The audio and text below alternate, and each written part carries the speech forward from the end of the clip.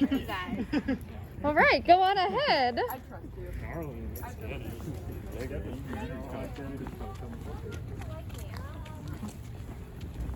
So I guess I should get you caught up. Hello. My name is Raven. I am part of the SSS, as I said, which stands for Secret Society Supernatural, an underground organization, I guess you could say, here at Ball State. We look for the creepy urban legends around here. Most recently, our new task is to find a deadly poltergeist, who, I'm gonna be honest, I don't completely believe in, but whoever finds it and captures it gets a shit ton of money. And I'm from out of state and also an art major, so... Oh, yeah. I felt that. It do be a priority for me. I'm also looking for my friends. I have no idea where they went. One of them has pink hair, kind of stupid, but she seems nice. And my other friend will not shut the fuck up ever. She just talks about absolutely nothing. But she's smart, so I suppose she's good to have on. I suppose she's good to have on your side.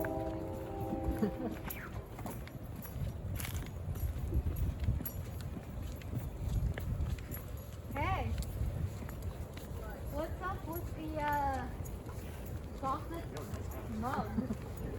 Well, it's not wine, I can tell you that. What do you want? I'm looking. I know you're doing your whole like mysterious art critic thing, but I'm looking for my friends. You know, the people that always hang out with me. You know where they are? I haven't seen anyone around here. That's just great. Now I'm alone. Yeah, you're not alone. You haven't known alone till you've experienced immortality. You can only stay in one place for so long before people start to notice there's something a little bit off about you. Don't get attached. Don't lay down roots, because as soon as you do, one of two things will happen. Either everyone you know will age and die before your eyes, or you'll get chased out of town with torches and pitchforks. Either live in perpetual grief or on the run. I suppose there is a third option, which is to try and preserve it all, to grab tight onto those things you hold dear and try and freeze them like an insect in amber. But I know from experience, this is a dangerous game. I didn't know my mother's best friend was a vampire until it was already too late. To see them together, death would be the last word to cross your mind. They would smile, and their faces lit up like a full moon. Their laughter was like wildflowers. Their skirts and scarves would float on the breeze as they'd scoop me up in their arms and spin me around. Together, we were the definition of being alive. Till we weren't. Just shy of my 20th birthday, my mother fell gravely ill. We didn't know a lot about medicine back then, but to watch her lying there, it was like I could see the life physically draining out of her, like how color fades in the sun. I remember the two of them arguing about some kind of cure. Mother protested, but her friend insisted, pleading, "You don't have to die." The day it happened, I had barely stepped through the door when my world came crashing down around me. My mother was dead. And as I knelt beside her body, I felt two cold hands grip my shoulders. If I hadn't been so blinded by my tears, I might have seen the blood on those hands, might have seen how it resembled the blood covering my mother's face and neck and chest. But I didn't. Instead, I let that woman hold me, let her run her fingers through my hair, let her soft words roll over me. sorry. I tried to save her. She was crying too. She kept saying things like, we'll be okay. I can fix this. Everything will be fine. She kept talking. Eventually, I couldn't hear her anymore as I let out sob after sob, high and sharp like a wounded animal. And then suddenly, her arms weren't comforting anymore. And that chill cut bone deep, like the worst winter's wind, like a knife. And then her skin wasn't cold anymore, and the air wasn't hot, and everything felt wrong. Not different, but wrong. The feeling of having your soul ripped out of your body and then crammed back in like a puzzle piece that doesn't quite fit is a wholly unique experience, and one I wouldn't wish on my worst enemy. Which is why, when I came to, I promised myself I would never do what she'd done. I would never put anyone through the torture she'd put me through. No matter how much I hated them. No matter how much I loved them. So I swore myself to a life of solitude. Fate works in funny ways, and eventually I ended up here, curator of an art museum in Muncie, Indiana. And so far, successful in my goal. Successful and miserable.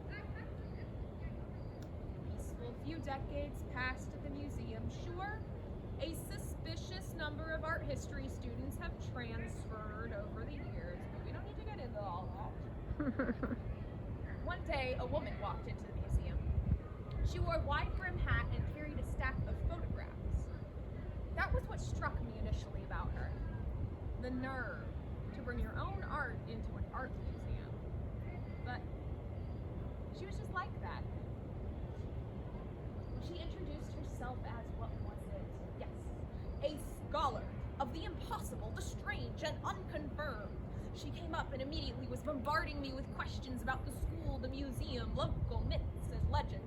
Little did she know, she was speaking to a rather notorious local myth and legend. She leaned in real close, and in this low voice, like she was worried I wouldn't believe her, she said, she'd heard there was a vampire here on campus, and she was here to investigate. Understandably, that made me chuckle, but I decided to humor her. Oh, really? Well, tell me more. They say it's a woman, and most of the sightings have been in or around this very building. No. Yes, right here. We agreed to meet up the next day to discuss the matter further, and she ran off to pester some students. What started as a few afternoon chats about urban legends, local monsters, or cryptids as she called them, soon grew into a close friendship. First one of those I'd had in years. I didn't tell her right away. You have to understand, it can be dangerous, but the longer we spent together, the more it became clear that she harbored no ill will towards her cryptids. She was nothing like the monster hunters I've encountered over the years. She wasn't driven by bloodlust or a self-righteous sense of duty, but by an intense curiosity. I respect curiosity, and I respected her. We were sitting here on these steps one evening, and it was that perfect time of day where the sun's already set, but its colors still light up the sky. She was telling me about her upcoming trip to West Virginia. I joked, last time I was there, it was all one Virginia. By the time I realized what I'd said, it was a little too late. She was staring at me with this funny look on her face. You're her, right? I nodded. She leaned back on her elbows, gazed up to where those oranges were slowly fading to purple. After a long moment, yeah, it explains a lot. That was that. The day she left on her trip, I gave her a gift, a necklace. Now I can't remember exactly where I got this necklace, but I remember the first time I saw it, it was like something spoke to me and I just had to have it. It had never been deemed important enough to put in the museum, so ever since had been in my personal collection. I can't explain it, but that day, it was like something was telling me that she should have it. So I gave it to her. A symbol of friendship, we said.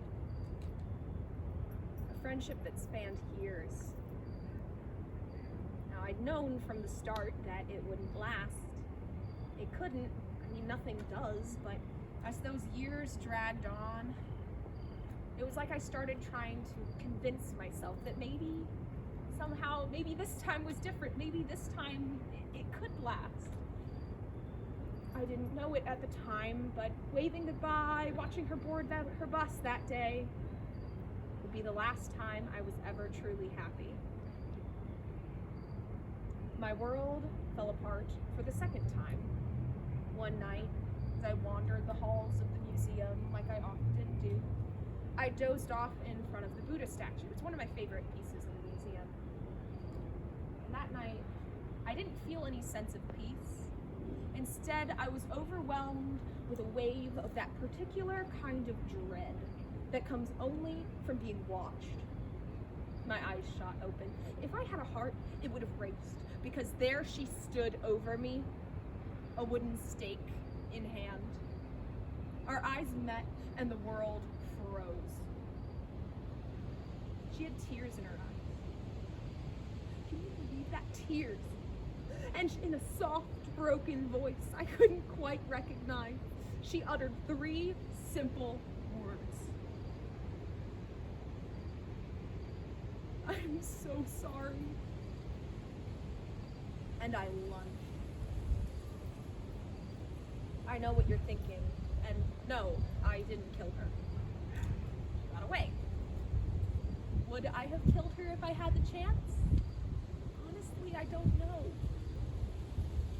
But she got away and left me there on the floor of the China and Japan exhibit, a wooden stake through my leg. Now, a stake in the leg won't kill a vampire, but it will do lasting damage. Not many people know this, but vampires bleed smoke. Liquid like blood and noxious like sulfur. Most people have ever seen a vampire bleed don't live to tell of it. But she did. She got away. That cursed necklace still around her neck as I lied there, unable to move. Inky, oily smoke pouring out of my wound and across the floor. She never saw me as a person, as a friend. I was just another one of her curiosities, one of her monsters. And realizing that hurt more than a stake in the leg or the heart ever could. I've killed before. For someone like me, it is a matter of survival, not a moral quandary. But never before had I been filled with such rage as to want to kill. Just to watch someone suffer, to see the fear in their eyes. But as she fled from the gallery that night, a part of me started to believe those myths, those stories you hear about vampires. Maybe I am the monster she'd always thought I'd been. And from that moment on, I was fueled not by blood, but by hate. Without a specific goal, immortality, undeath, whatever you want to call this, becomes unbearably tedious. It's just a cycle of going through the same motions over and over and over again until you can't remember where it started anymore. That is the beautiful thing about revenge. You know exactly where it started.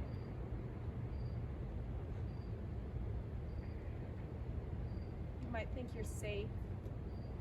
You might feel comfortable in your lives. But just because you aren't a vampire doesn't mean you've escaped my fate. Continue on with your little stroll, with your little lives.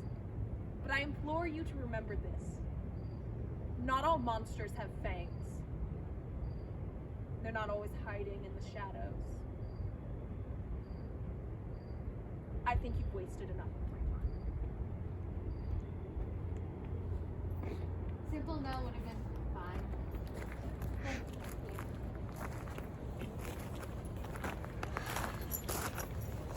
You see, I've never really gotten the whole, like, romantic idea of immortality.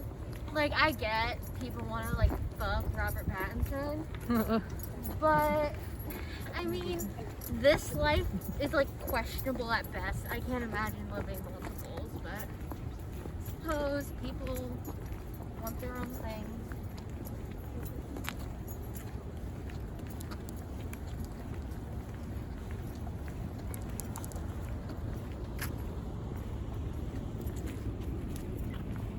Hey. Excuse me. Hi. Are you a vampire hunter? No, I'm a cryptozoologist. You know, I go around and I hunt cryptids like the Thunderbird or the Bear Lake Monster or the Jersey Devil. No? Okay. Well, let me entertain you with a story anyway. This is the story Whitewater Wolfman. First discovered in 1908 by 2 railroad workers, just as the sun was beginning to set. It was growling, snarling, clearly hostile, but didn't leave the safety of the woods that night. The fact that the sun was still just barely in the sky probably saved both of their lives. Reports started popping up left and right of animals being slaughtered despite the fences put up to protect them. Fences remained undamaged, however, leading people to believe that the Wolfman was just jumping over them, which would be too high a height for any human. I wanted to see this Wolfman myself, so I traveled there in the fall of 1954 after a trip from West Virginia. I tracked its footsteps into the heart of the woods. I'll admit that I'm a little lost. By the time that I made my way into a clearing, it was pitch black. The beast began to snarl and growl just like I had heard about. But this time, it sounded like it was coming from all around me, from every angle. And it clambered into the clearing. I met soulless black eyes. Its shoulders were heaving with its heavy breaths, and its open maw was dripping slobber. Then it stood up on its hind legs and had to be at least 10 feet tall. So I pulled out my camera and I tried to take a few pictures, but then it charged at me, knocked the camera out of my hand with those huge paws and scratched my face. I was lucky to make it out of those woods alive that night.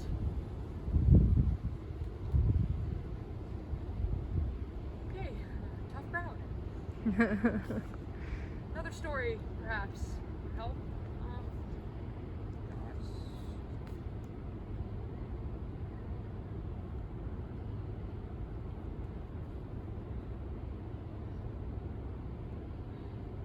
I had this friend once. She was a curator at the museum. We were friends for years, but one night we were sitting on the steps looking at the oranges and pinks in the sky, and I thought to myself, I don't really know anything about her. Anything about her past. It wasn't long before I figured out why that was. She was the vampire that I had heard so much about. I know why, I understand why she didn't tell me, but I like to think that I feel like I knew her heart, even if it no longer beat inside of her chest, as cheesy as that sounds. And I like to think that she knew mine too. Maybe that's just wishful thinking. She gave me this beautiful necklace before I left on my last trip. Although at the time I didn't realize that it would be the last.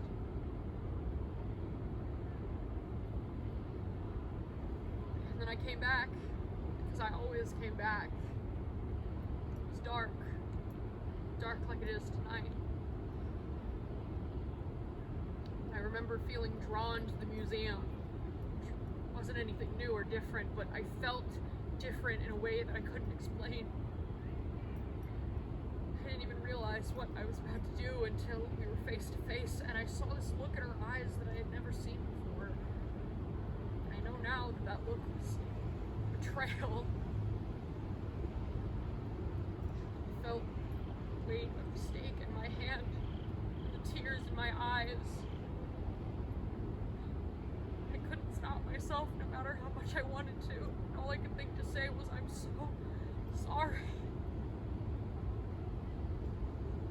She lunged at me, and I remember stabbing her in the leg in a wound that would probably never heal. And then I ran, shaken but alive, because she let me go. She could have killed me if she wanted to, because I was never very fast.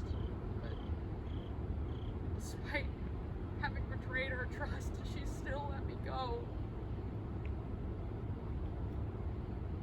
I remember collapsing near the doors, crying until I felt this hand touch my shoulder. When I looked up, the look in the eyes of the man standing before me was not one of comfort, concern, this primal hunger, this hatred, the same look that I had seen in the eyes of the wolfman just days before. There might have been words, but I don't remember them now.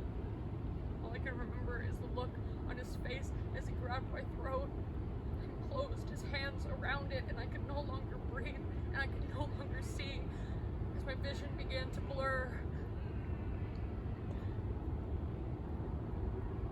Instinct must have kicked in then, because I managed to kick him off me, but then he came back and tried to grab at the necklace.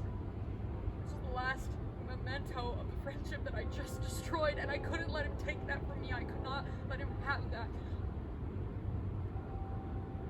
So I tried to grab it back. And that's when I felt the cool metal against my skin and the warm gushing from my throat. And his face was the last that I saw before everything went black. Then I woke up outside of my own body. I watched as he dragged me all the way here. I could no longer do anything as he buried me in this unmarked grave like I was nothing.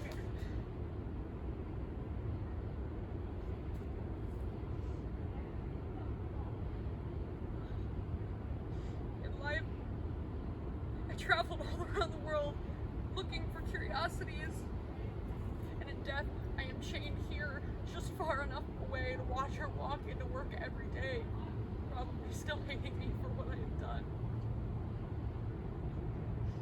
Now, it's too late to fix it. To go to her and tell her that I'm sorry.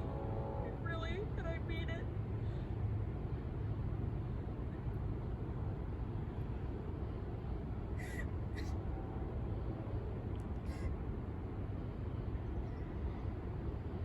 Sorry, I'd like to be alone now, please.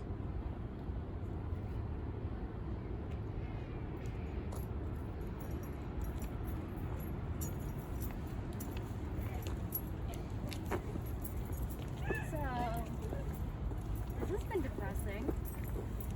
You see, this is why I don't necessarily believe in the whole vengeful poltergeist thing.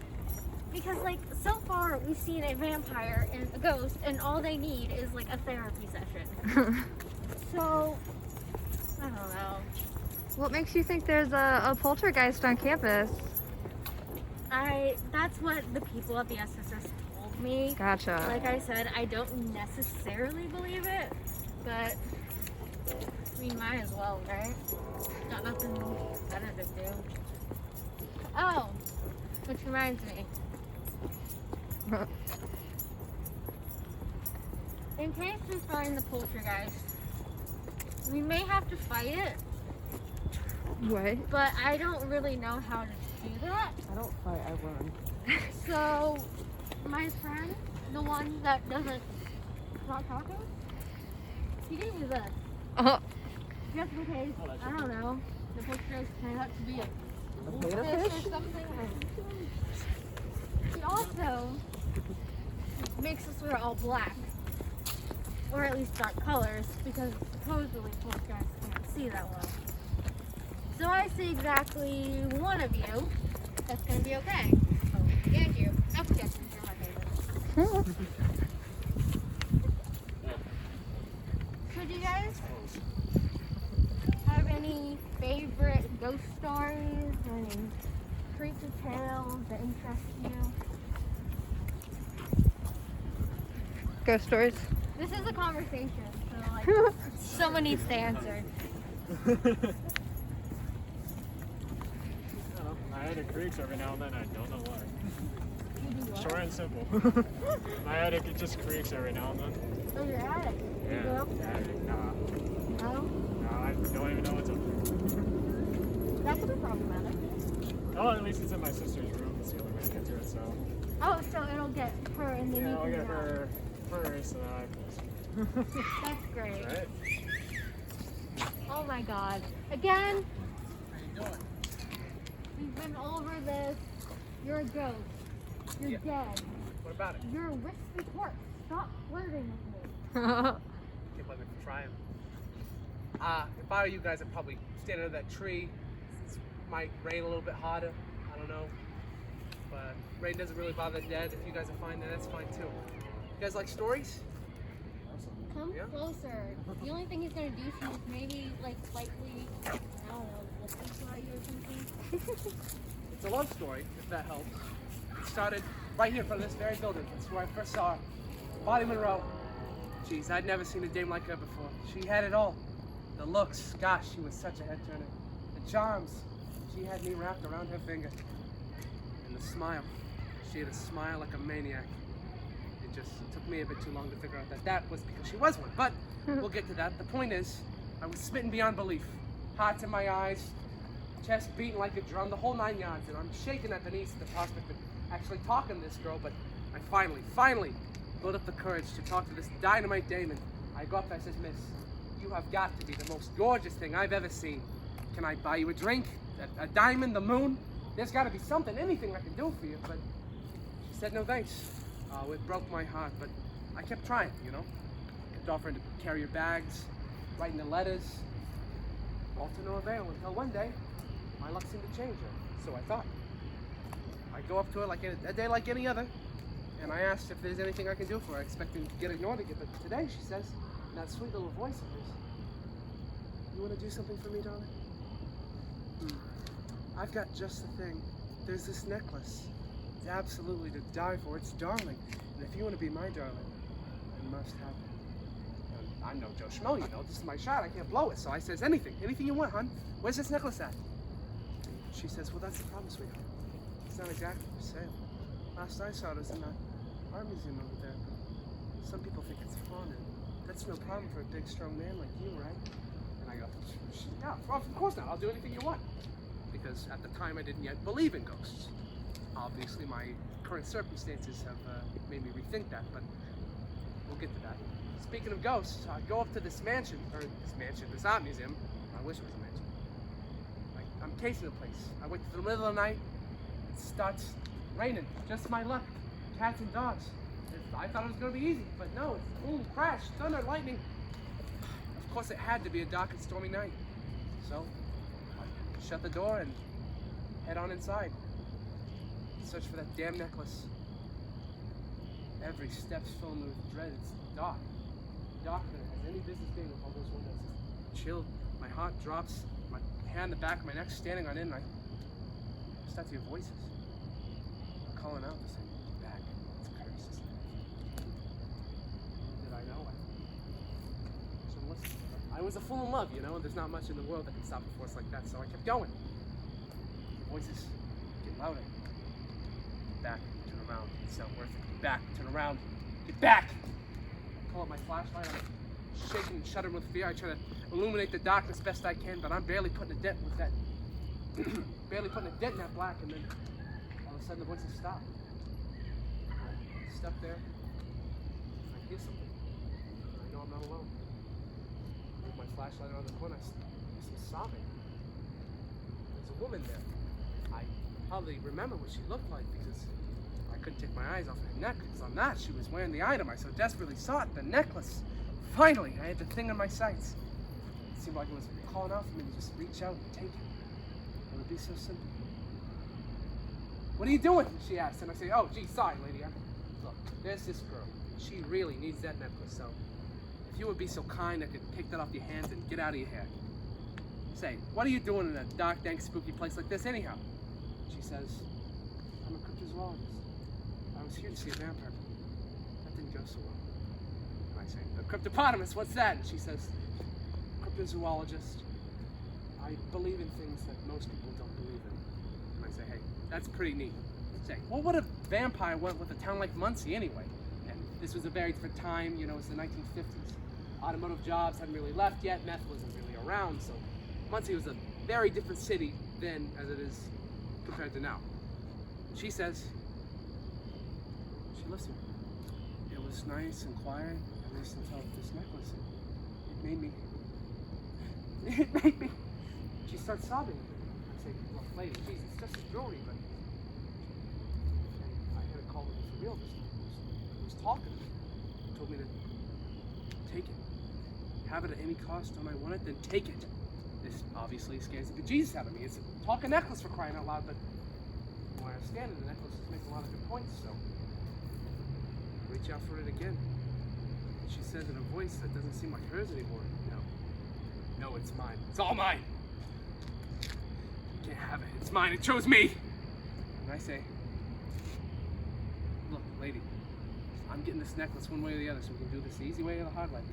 But now she's not rational, you know? She's crouched over, clutching this necklace so tight. The knuckles are turning white. She's hissing, frothing at the mouth. It's terrifying. But the necklace calls out again. She can't stop you. Just take it. I reach for it again. She hisses. She bursts the door. I take off like a rocket after. She makes it maybe 20 feet before I figure, hey, it's now or never. So I tackle it to the muddy ground. It's just us in the rain. We're wrestling for control, trying to get the upper hand. It's I have it, then she has it, then I have it, and I grab her hands and I take them. I try to pry them apart.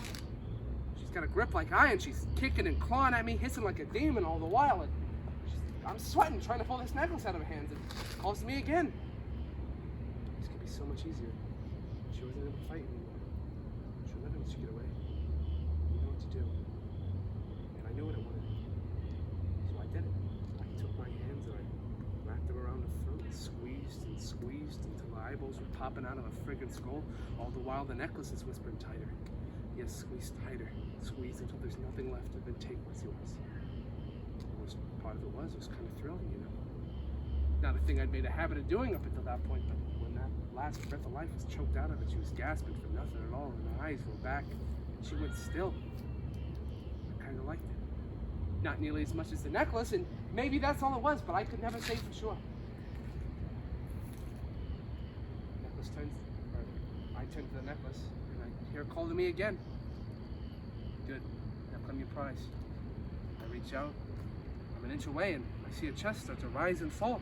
The necklace says to me again, you're in too deep. You've got to finish the job. She can't live now. Finish the job.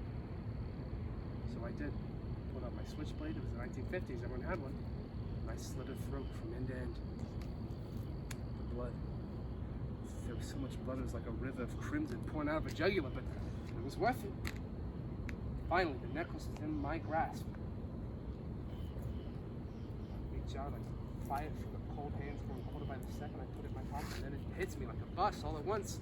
What I'd done, I just killed someone. By God, no one can figure this out while I'm still breathing, so I panic. I run through the rain to this spot where I first saw Bonnie Monroe. She gave me a shot. And there she was, standing there with open arms and that manic smile of hers. She turns to me and she says in that sweet little voice of hers, the job's not done yet, darling. You've got to start digging. She pulls out a shovel. We go back to the body. She keeps watching. I dig and dig, and it's just us in the rain in the middle of the night, you know, so no one was around. buried that poor girl. I'm not grave where she lay. We head back here. I wipe the sweat from my brow, the dirt from my hands, but I can't get this blood stain off of my conscience. We come back, and Bonnie turns to me and says in a sweet little voice, "I trust you've got me what I wanted." She reached out her hand. So I whipped it out. The necklace, I mean. And she looks at it like she's hungry. She snatches it like a snake striking a bird. She puts it around her neck and she takes a deep breath and she goes, "That's so much better. I know this wasn't easy for you to get your hands on it." So yeah, you got that right. I hope it was worth it. And she says, "I'll make sure of it, darling. Come with me and get your reward." So I did. And we had our fun, but I'm not one to kiss and tell. And after all that, that's when she stabbed me in the back. A bunch of times, too.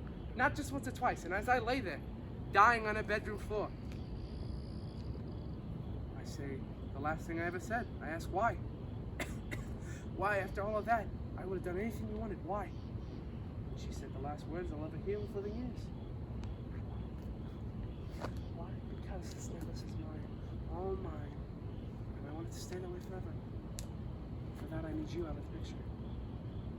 Thanks for the necklace, darling. Bye-bye. And it all went black. It took me a while to fight my way back to the land of the living, but I had a clear goal in mind. Revenge. Revenge on all the backstabbers who lie, the betrayers of lovers, the people that use other people to use it, get their dirty work done.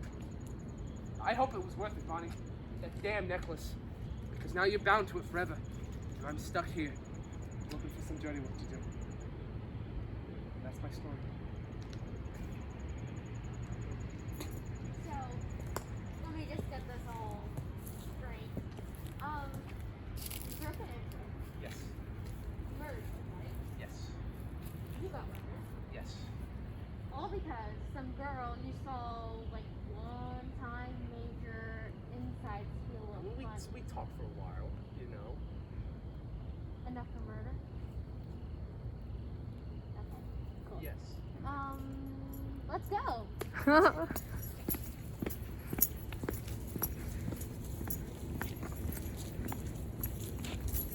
So now we're on our way to the most haunted place on campus. I don't know if you know this myth, but supposedly at the top of those pillars, the Bob brothers, the ones who founded this university, that is where those urns hold their ashes. There's actually another myth that is my personal favorite, which is their skulls are along with their ashes. I might climb up there someday and see if I can find their decaying heads. More interesting than ashes anyways. How are you guys? Any notorious myths around campus that you've heard? Can't top skulls. No, I mean, it's not really a rumor that like there's homophobic chicken here or racist pizza. It's like a fact. So I haven't heard those. About that building. I forget what it's called. I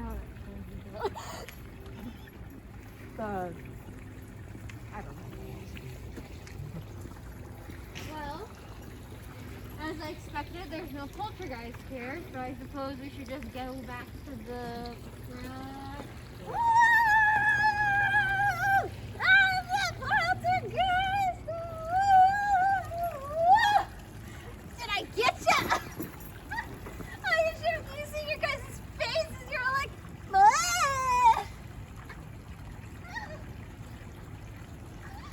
Anyway, my name is Bonnie Monroe, and I'm a ghost. A poltergeist, to be specific, which makes me better than any other ghost on campus because I can touch you. Great. Well, if you guys want to hear a ghost story, technically all of my stories are ghost stories, but these ones are really interesting. It stars a young, amazing, wondrous, beautiful, very talented Ball State student. Me, some boy, and a necklace. And now this boy, he was a drag, a total skirt chaser. But he was sweet on me, He kept asking me out, and I kept saying no, but I don't think that word has much meaning to him. Now, let's be clear, I had no interest in him at all. But one day, I saw the creepy curator at the museum giving somebody the most beautiful necklace in the world. It was vintage Victorian. I just had to have it. I couldn't bear the thought of not having it. It was the most precious thing in the world to me. So I started to plan. I couldn't just take it. I was a straight A student. I couldn't have theft on my record. But I remembered that boy. He was some beatnik, totally worthless to me, but he could be a pawn. So I went up to him one day and asked him if he would do me a favor. I could practically see him drooling over the thought of me. I told him if he wanted to be with me, he would have to steal the most beautiful necklace in the world. And I sent him off to where I'd seen it last, at the art museum. We made plans to meet in my dorm in Lucina. Sitting there, waiting, knowing the necklace was going to be within my reach, it was horrible. The anticipation was killing me. Finally, he came back. He looked frazzled, almost like he'd seen a ghost, but he had the necklace, my necklace, finally within my hands. Suddenly, I felt this overwhelming urge to kill him. And the plan was to take it and leave him heartbroken, but suddenly I just had to kill him. I was losing control on reality. I felt myself grab a knife and plunge it into his back. I stabbed him over and over until he was on the floor and I had the necklace. I was so frightened of what I had done, I ran out to the Beneficent statue. I was disgusted with the necklace. I didn't want it anymore. I tried to take it off, but I couldn't. The more I struggled to rip it off, the tighter it became. I couldn't breathe. I lost my footing and fell into the fountain and, well, I think you can guess the rest. Now I'm a ghost, but it wasn't like when I was alive. I felt this constant urge of evil, like every bad thing I'd ever thought or did suddenly came to the surface, and I felt no need to suppress it. And for some reason, I could interact with the students. I could steal a pencil or rustle some papers. It was almost like I was still alive. But I started to fade. And suddenly, all of those bad urges came back, and I lost control of myself. I grabbed a student and held her under the fountain until she stopped thrashing. And that was it. I was whole again. That must have been the key. I had to kill in order to keep the necklace satisfied, and the necklace would keep me here. Who'd have thought I'd end up like this? A straight A student into a killer ghost. Now, this is where the story gets really interesting because I had a run-in with 3 nosy little ghost hunters. The first came on a dark and stormy night, and she was studying the myth of the Ball brothers' death. She had all of her notes strewn about her, and she wrote in her journal frantically, writing down every little piece of information. I simply wanted to help her, so I took her little journal and floated it up to the urns. Is it my fault that she fell and cracked her head open, even if she died? Oh, and her journal that held all of the answers, well, it fell into the fountain and got soaked. Then the next one came. She didn't have a single noodle in her noggin. She just kept going on and on, blabbing about how her friend died and she was so sad. Ugh. So annoying. It didn't help that she kept shining her compact mirror around, flashing it in my eyes. You know, I said to myself, it was so easy to get rid of one annoying student. I could get rid of another. So I grabbed her by her perfect little head and dumped her into the fountain until she stopped screaming. I find that's the best method. Finally, the last one came. She was so moody. could chalk that up to her friends saying, but still, you're never fully dressed without a smile. She was always chewing this bubble gum, just popping it right in my face, just pop! So disrespectful. So I snuck up behind her and gave her a little scream. And she was so surprised she choked on her gum and fell off the stairs with a crack. And suddenly, there were no more little ghost hunters. But the necklace is never fully satisfied. And I see plenty of new victims here. Good. I'm fine. Yep. Bobby, Cycle back! You trapped us here! Where are the others? Well, if I know. Alright, I gotta warn them! Jesus Christ! Oh, you're not gonna remember this anyway! they never do. What are you guys still doing here? You wanna die?